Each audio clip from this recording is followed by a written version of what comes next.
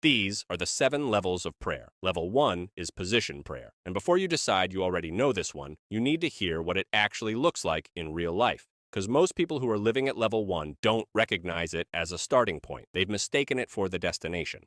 Here's what level 1 actually looks like. You pray when you remember to. Grace before meals. A quick conversation with God on the drive to work, squeezed between everything else demanding your attention. A bedtime prayer that starts strong and trails off somewhere around the 3rd sentence because sleep arrived before the amen did. Sunday morning, you're in it. Monday morning, you've already moved on. The prayers are real. The faith is real. But prayer itself is more of a background habit than a living conversation. Something you do, not something you're actually in. And here's what makes level 1 genuinely dangerous. It doesn't feel like a problem because God still shows up. He answers the crisis prayer, he meets you in the car, he hears the half-finished bedtime conversation, and because he keeps showing up at the level you're already at, the pressure to go deeper quietly disappears. Why change something that seems to be working? But here's what you're actually missing.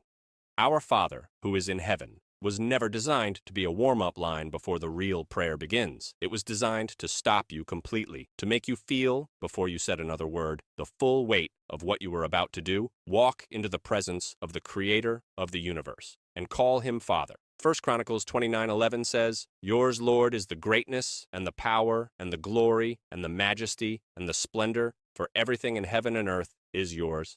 That's who you're talking to, a divine inbox you drop requests into. That's not who this is. A cosmic safety net you reach for when the fall starts. That's not who this is either. A father, yes, but a father whose sovereignty covers everything you've ever lost sleep over. A father who, according to Romans 8:15, gave you the spirit of adoption so that you could cry, Abba. Formally removed, safe distance gone, replaced by the intimacy of a child who knows without question that they are wanted in that room.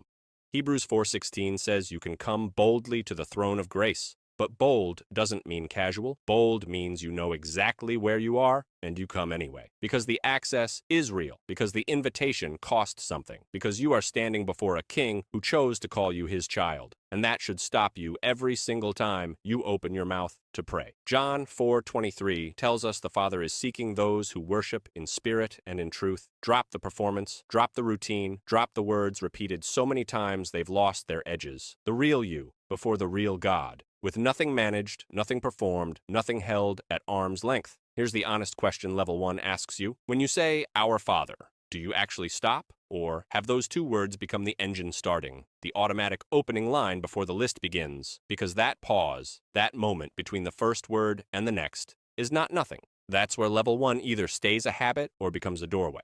Most people have been standing in the door